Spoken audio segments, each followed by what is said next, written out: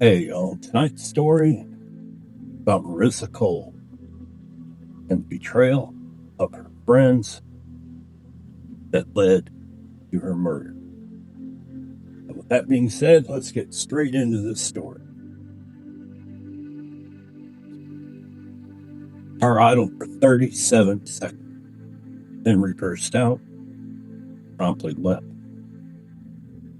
No one would realize until later this was the last time anyone came close saving Marissa. You see, because inside apartment 304, the woman who never missed a morning workout is already gone. Victim's name was Marissa Cole. She was 26 years old. People described her the same way over and over. Not a loud person, not a shy person, but very stabilizing. She was the person texted first after partying. Remembered birthdays, showed up early, stayed late, fixed problems that were not even hers. If the group had tension, Marissa absorbed it. She worked as a scheduling coordinator for a pediatric therapy clinic. It wasn't glamorous work. She thoroughly enjoyed it. It really mattered to her. She kept a notebook in her purse filled with the names of children she scheduled and small notes about them. It's like Eli. He hates loud rooms. Kara, she loves purple animals. And Miguel always asked Miguel about his soccer game. Her coworkers said she was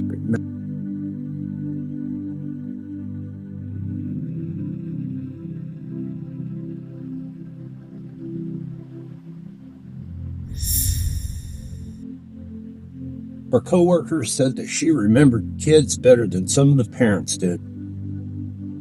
Marissa lived alone in a second-floor apartment in Riverton, a mid-sized suburban city where most crimes were car break-ins and domestic calls.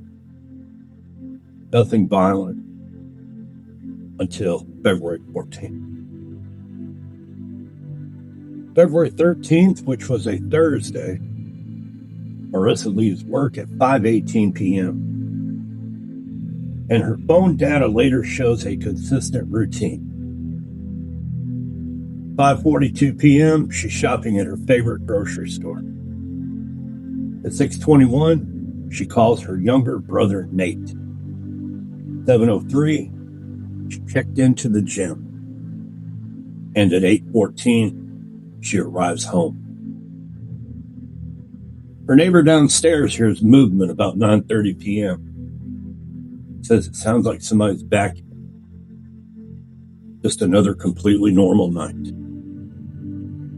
Except for one message sent at 10:12 p.m. Hey, did you tell him? The message was sent to her best friend, Lena Vargas. But Lena never responded. Marissa was a creature of routine. Up every morning at 5:30 a.m., she was always at the gym by 6 a.m. But February 14th, on that Friday morning, she never checked in. At 8:20 a.m., the clinic called her, and it went straight to voicemail. At 10:02 a.m., Lena tried her, but no answer. At 11:47 a.m., Nate drove to her apartment. He breathed a small sigh of relief because he did see her car there. But the door was locked and all the lights were off. So he just assumed she'd overslept until he noticed the deadbolt. You see, Marissa never used the deadbolt when home alone during daytime. It was part of a safety habit she had since college. Locked knob while inside, and the deadbolt only deadbolted at night. He knocked, he got nothing. At 12:18 p.m., police performed a welfare check. They opened the door and immediately backed out. There was no sign of forced entry, no overturned furniture, no burglary. But the living room told a very specific story. Her purse was on the floor, contents emptied, but not stolen. Her keys, they were still on the kitchen counter. But her phone was missing, and there was one sock near the hallway, and one single smear of blood along the inside edge of the bedroom door frame at shoulder height. Not a fight, but a controlled movement. Detectives would later say that she didn't run, she was redirected. In the bedroom, bed was immaculate, it was untouched. But the comforter was folded neatly, not placed, folded. Like someone needed access to the mattress. Under the mattress, there was nothing, which was the problem. Because Marissa's brother Nate immediately told police she kept a document envelope there. Private papers, and it was gone. Investigators initially considered a targeted burglary. Someone she knew. Someone who believed that she had something. But there were no missing electronics, and none of her jewelry had been taken. Just the envelope and the phone. Then they discovered what had been inside the envelope. The envelope contained printed emails, dozens of them, from a man named Derek Halverson, her ex-boyfriend. See, they had broken up 3 months earlier, and according to friends, it wasn't dramatic, just total exhaustion. Derek was a jealous, very suspicious person, and he needed reassurance constantly. But the emails told a different story. At first, he pleaded. Then he started bargaining with Marissa. Then he became very accusatory towards Marissa. Then something else entirely. He said, "You made me look like a liar." You told them things that weren't yours to tell. And you don't get to move on after that. Detectives noticed timestamps. Most were late night, between 2 a.m. and 4 a.m. That's called escalation behavior. And the final email was just 4 days before she vanished. "We have unfinished business, whether you answer me or not." Derek became the primary suspect within the first 24 hours. But you see, his timeline didn't work. The problem with Derek was that his phone records showed Derek was at work, a warehouse distribution center, clocked in with swipe card and camera confirmation from 5 a.m. to 1 p.m. Continuous coverage. No gaps long enough to reach her apartment. And his vehicle GPS supported. He looked guilty psychologically, but impossible physically. Detectives call this a behavioral suspect without any opportunity. So, case stalled.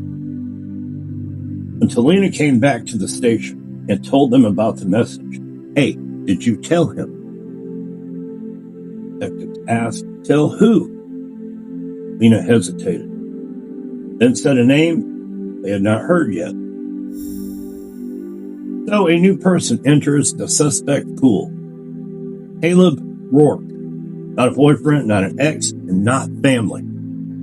Caleb worked with Marissa at the clinic. Physical therapist, assistant, friendly, quiet, and he helped everyone. He had no criminal record, but he had one connection nobody knew. He used to be Derek's roommate. Years ago, they'd lost touch, or at least what everyone had thought. So the investigators did notice something. Caleb had been at work the morning she disappeared, but he arrived 19 minutes late, and security footage showed him entering the building from the back parking lot, not the employee entrance that he always used. He told police he overslept. Coworkers said Caleb was extremely punctual. Oh, and one more thing. He asked that morning, as Marissa called in sick, before anyone knew she was missing.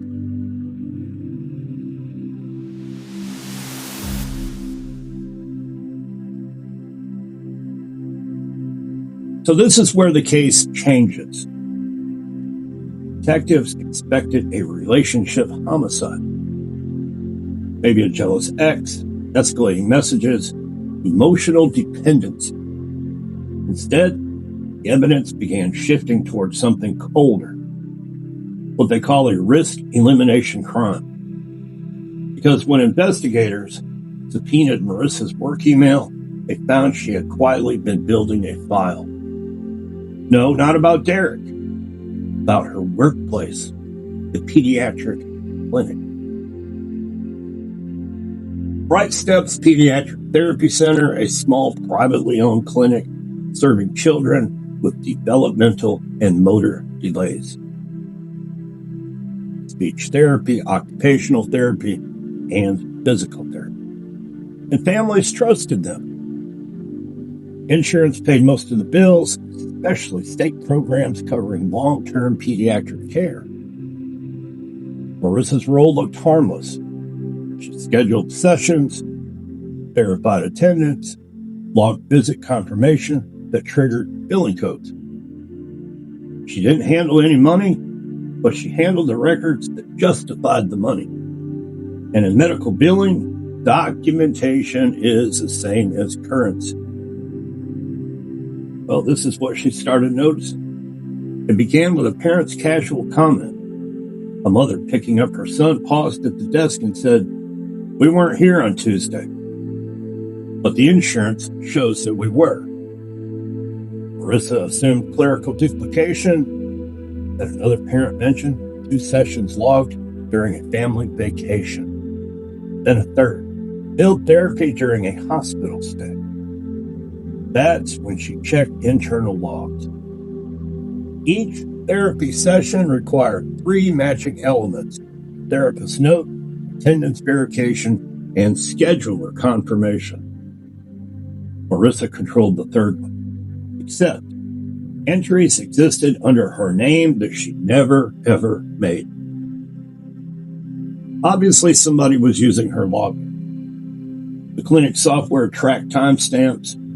Most of the false confirmations occurred late evening or early morning, outside of business hours, between 1 a.m. and 4 a.m. Detectives would later freeze on that detail, because those were the same hours Derek's emails had been sent. At first, police believed probably coincidence, but it turns out it definitely wasn't. Over 7 months, 46 non-existent therapy sessions, averaging $160 per claim, nearly $8,000 total. Small enough to avoid audits, large enough to matter to somebody. But here's what disturbed investigators later. The entries, they were precise, not random. They occurred only on children unlikely to verbally confirm attendance, toddlers, nonverbal developmental patients. This wasn't sloppy theft. It was behaviorally informed fraud.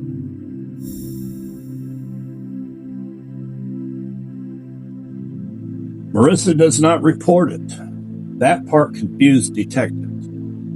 Instead of telling her boss or police, she started documenting it quietly. She printed records, highlighted timestamps, matched therapist schedules. Then she did something very risky. She began staying late after work, pretending to finish scheduling. actually was watching who would access computers after hours, which is where Caleb Rourke enters again. Caleb worked physical therapy, friendly, helpful, never confrontational. Staff described him as always still there. He lingered after shifts, cleaning equipment, finishing charts, offering help, and one coworker said you'd turn off the lights and he'd still be in a hallway somewhere finishing something. His job required billing documentation tied to session completion, but he did not control attendance verification, unless he had used Marissa's. 3 days, or she vanished. Tuesday evening, Marissa called Lena. Phone records show a 22-minute call, and Lena later told police Marissa sounded conflicted, not afraid. I think someone's going to get in serious trouble. I don't want to ruin a life.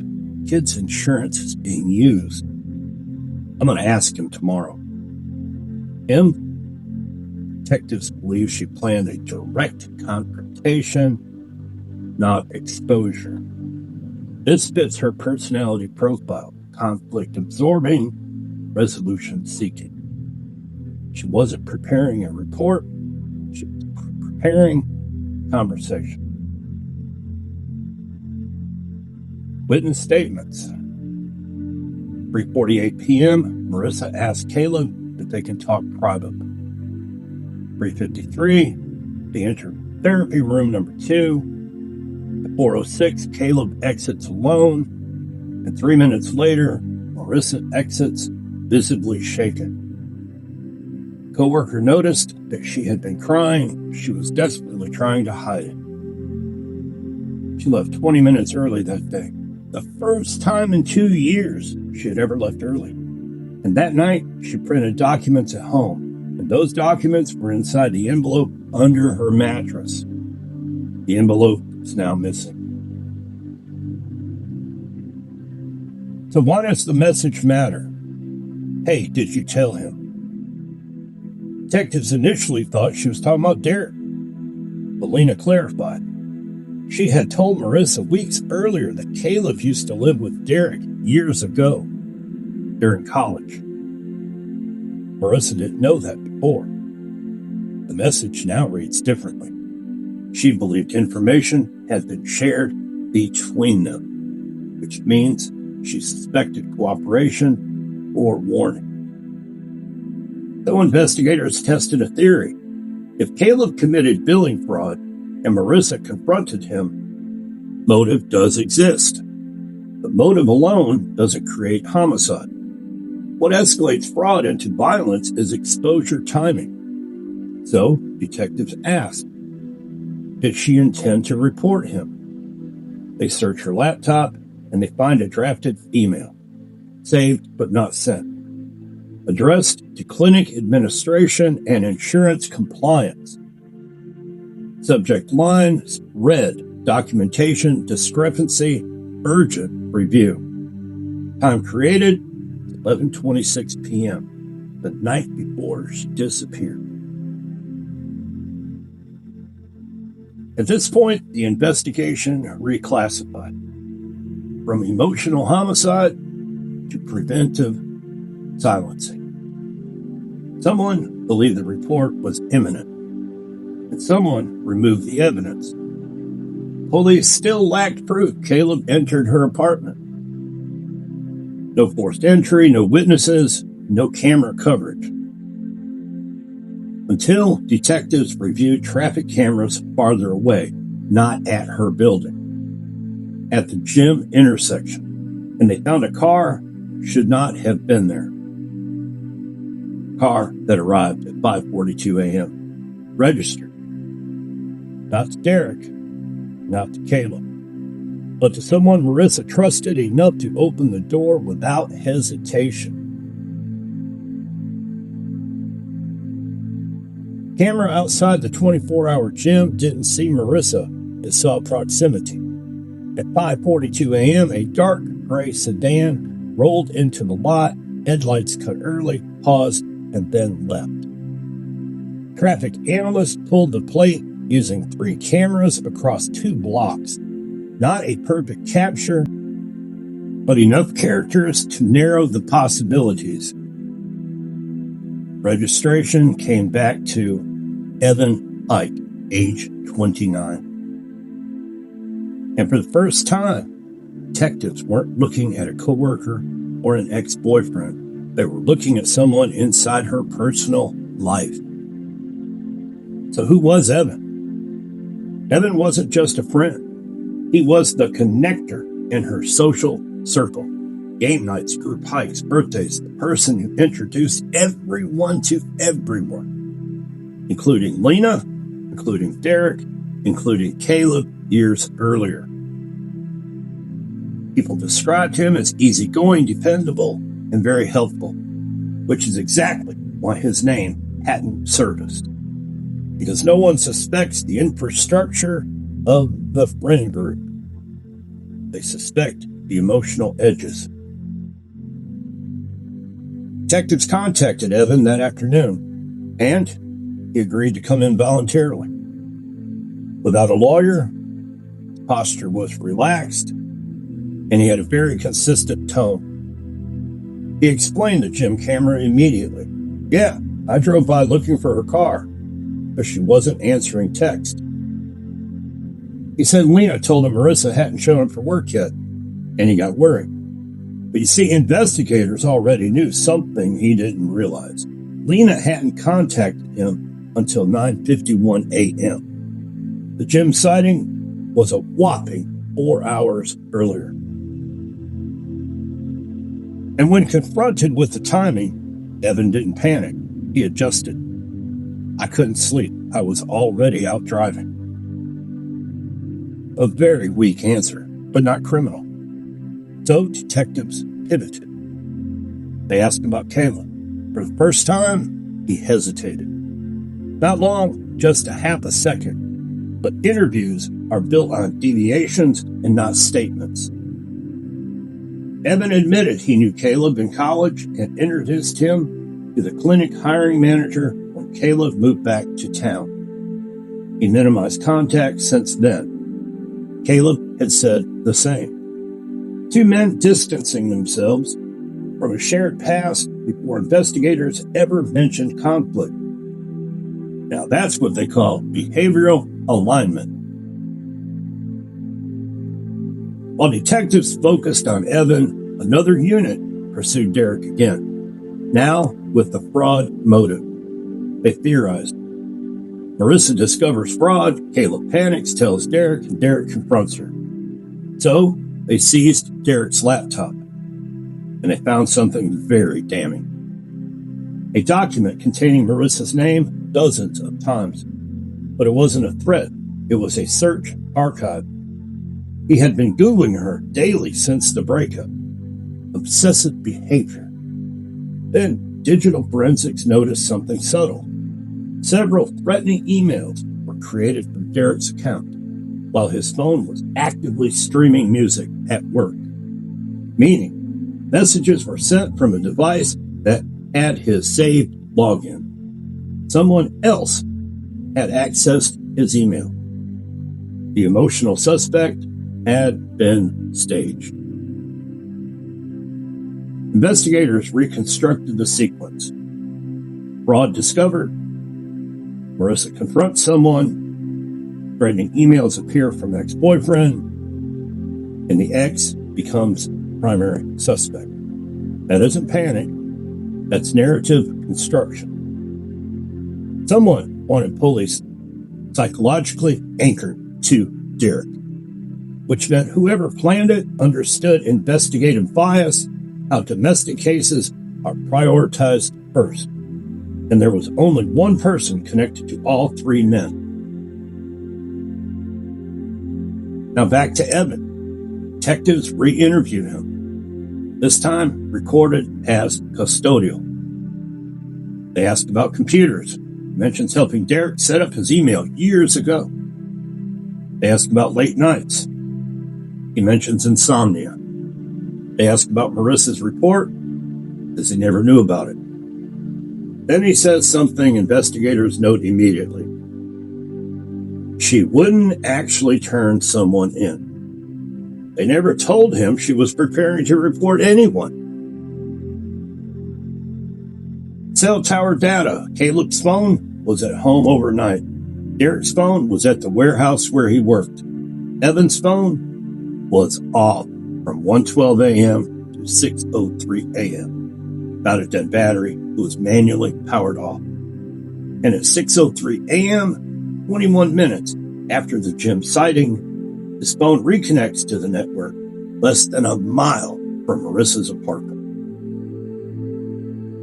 So, what police now believe is this. They theorize the roles. Caleb, broad origin. Marissa, discovery.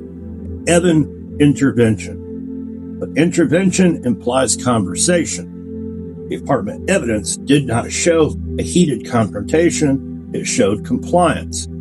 She opened the door. She stayed calm. She moved through rooms under direction, meaning she trusted the person inside her apartment.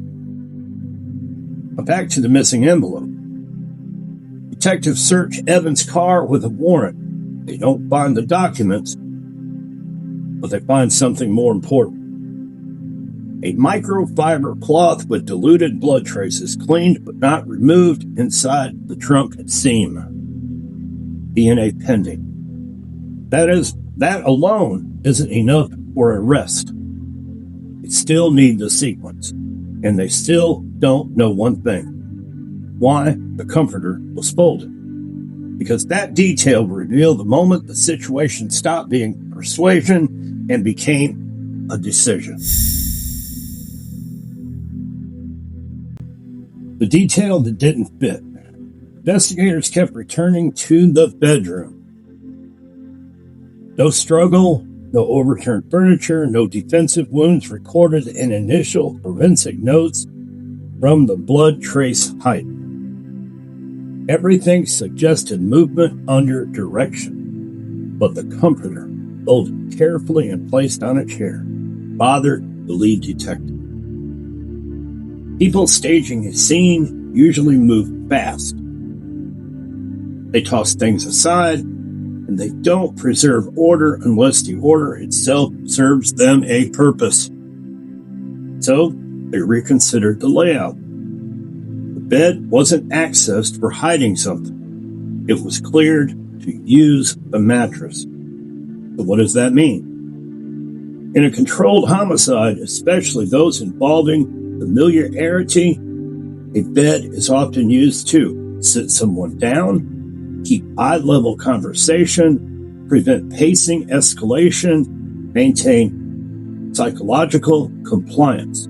It creates the illusion of a discussion and not a confrontation, which meant whoever was in that room expected the interaction to last. This wasn't an argument that turned violent. It was a meeting. So let's rebuild the timeline.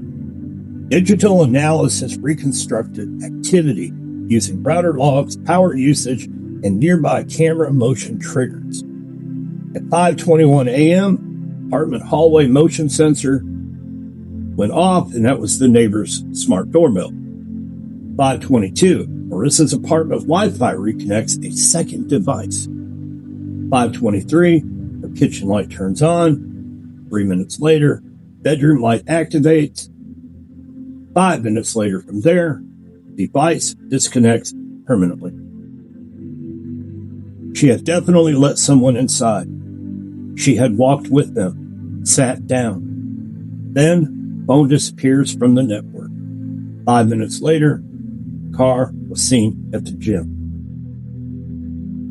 So who exactly would she open the door for at that time of morning? Detectives interviewed friends again with a new question. Not who argued with her, but who she comforted. The answer repeated, Evan. He went to her when he was stressed. He went to her after he had breakups. He went to her when he had work conflicts. He went to her after fights with roommates. Sound like to me, this was almost a mother figure to Evan, even though Evan was 3 years older than Marissa. She was the stabilizer in his life, meaning at 5:20 a.m., unexpected knock, she wouldn't fear him. She'd worry what was wrong with them knocking on her door, unannounced, at that time of morning. And you can see who we all might do that. Trusting someone, they show up at our door that early. Yeah, I can see that fully. So the connection to Caleb, phone extraction from Caleb finally revealed deleted messages recovered through cloud cache fragments. And they were not recent. They were from 3 weeks before the disappearance. Short and careful. Caleb, she asked about audit logs. Evan, don't panic yet. Caleb, if she reports it, I'm finished. Evan, I'll talk to her. That sentence right there changed everything. I'll talk to her appears before Marissa ever confronts Caleb. Meaning Evan already planned involvement before she ever decided on what to do. This wasn't protection in the moment, this was anticipation. Why was Evan involved? Detectives dug into financials. Caleb had financial stress, student loans, late rent, and so on. But Evan, he had something else. He co-signed Caleb's apartment lease. If Caleb faced fraud charges, investigators would examine shared finances, potential knowledge, and aiding liability. Evan wasn't protecting a friend emotionally. He was protecting himself legally. And Marissa, unknowingly, was the exposure point. So the night before, at 11:26 p.m., Marissa drafts the reported email. At 11:41, her phone receives a message from Evan. Can we talk tomorrow morning? It's very important. She doesn't reply. At 12:58 a.m., his phone powers off. And from this moment forward, investigators believe the decision already made. Not to convince her, but at all costs necessary, we're going to stop the report. Behavioral analysts outline likely dialogue based on evidence positioning. He arrives anxious, genuine at first. He asks what she knows. And Marissa reassures him she hasn't reported anything yet. But she explains that she has to. See, her personality profile shows high empathy, a strong fairness orientation. She wouldn't ignore, harm, children's medical coverage. At some point, conversation shifts from apology to inevitability.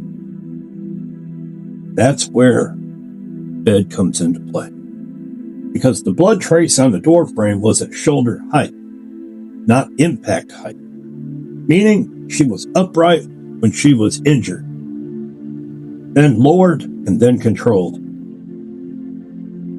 There was no weapon recovered, but in Evan's search history, deleted the morning after, how long until unconscious blood loss and clean fabric car trunk biological? The search is conducted at 6:48 a.m. after the gym sighting, after leaving the apartment. And this is where the betrayal becomes clear. Marissa believed she was helping someone through a crisis conversation. Instead, she was the final step, preventing exposure. She didn't open the door to danger. She opened it to someone she had helped many times before, which explains the absence of fear and the presence of cooperation. But investigators still lack the body. Without it, prosecutors will hesitate. Till an overlooked camera, not near her home, not near the gym, records the movement and the plan failed.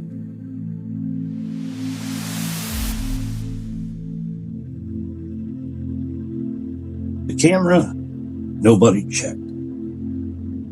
Most canvases start close to the crime scene and expand outward. One detective took the exact opposite approach. Instead of asking where could he go, she asked where would he have to stop.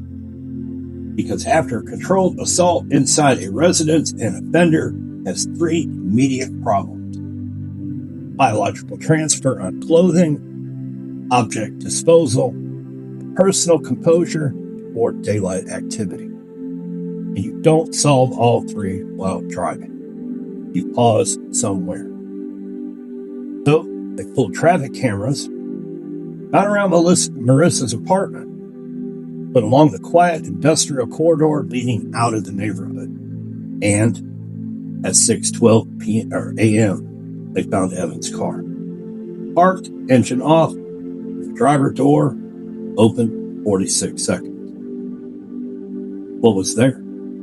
Behind the parked vehicle sat a public dumpster used by a closed flooring warehouse. And the collection day, well, I'll be damned, it was on Fridays. The disappearance occurred Friday morning, meaning anything placed there would still be present. Police obtained a warrant, Waste Management halted the pickup mid-route and brought the container to the processing facility.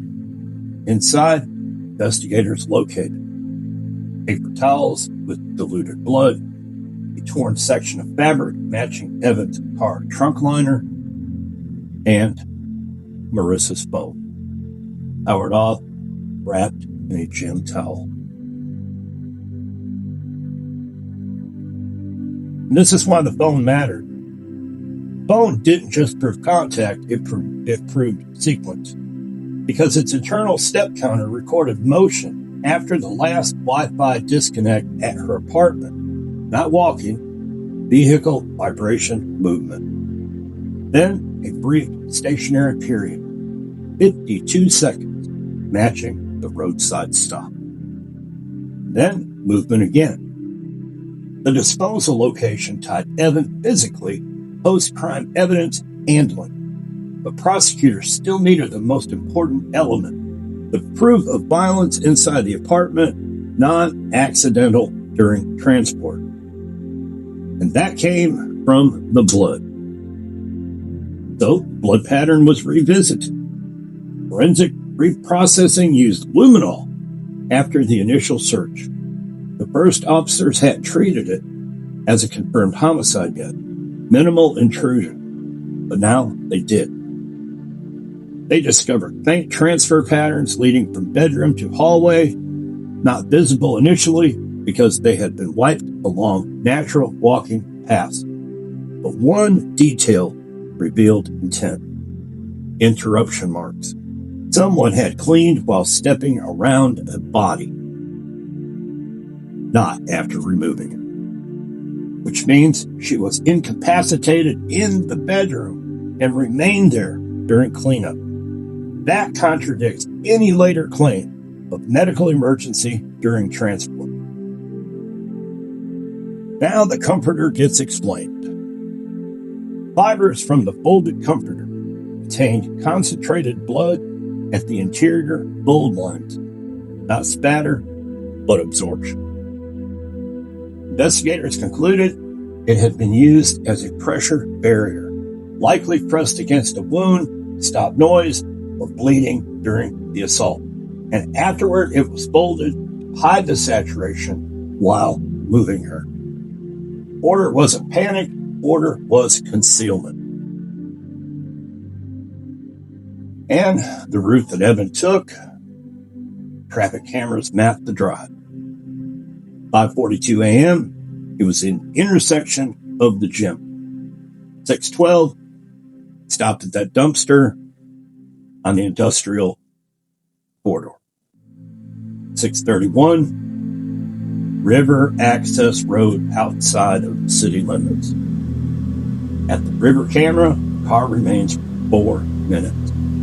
Long enough for a transfer, not long enough for a burial. Search teams deployed immediately.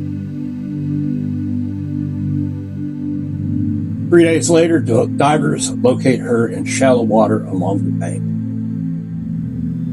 She was weighted down with landscaping stones, tied inside the comforter cover.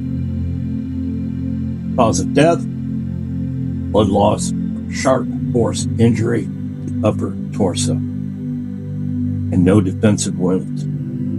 Toxicology was negative. She never expected any violence. Investigators now knew. He planned the conversation, he brought materials, he cleaned, he transported, and he disposed. But one legal question remained. Was it premeditated murder, or did it escalate during confrontation? The answer would determine life sentence eligibility. And that answer did not come from forensics, but from Evan himself. Because once confronted with the timeline, he then chose to explain.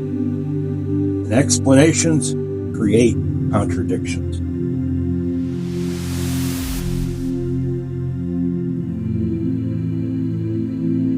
The interview that became an interrogation. Evan Pike agreed to come back voluntarily.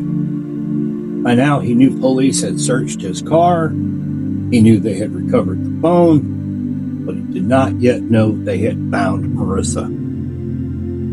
Investigators kept that from him intentionally, because once a suspect knows a body has been recovered, the story adapts to cause of death evidence.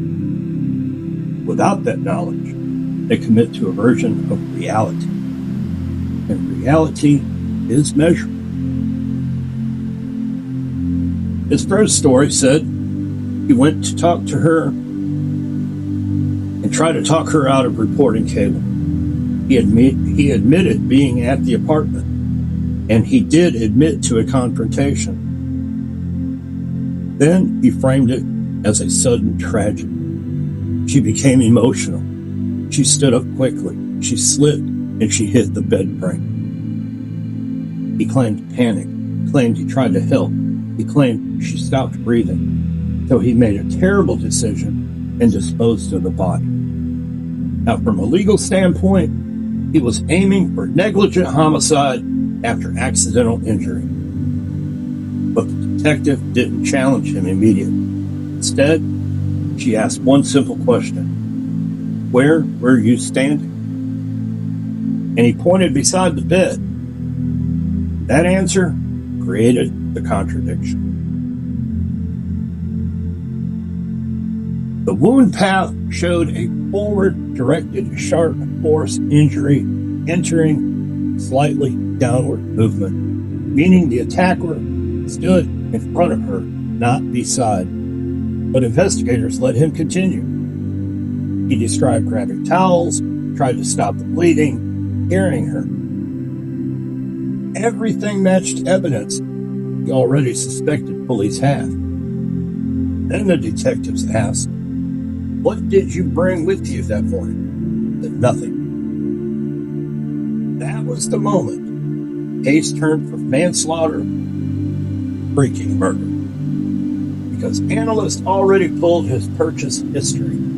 At 12:22 a.m., hours before arrival, he bought utility gloves, contractor trash bags, microfiber cloths from a 24-hour hardware store. The receipt was time-stamped, camera confirmed, preparation before contact. When shown the receipt, Evan didn't argue. He didn't even deny it. He stared at the table and then asked the questions investigators wait for. Did she suffer? Not, am I being charged? Not, do you have proof? Concern shifts after psychological surrender.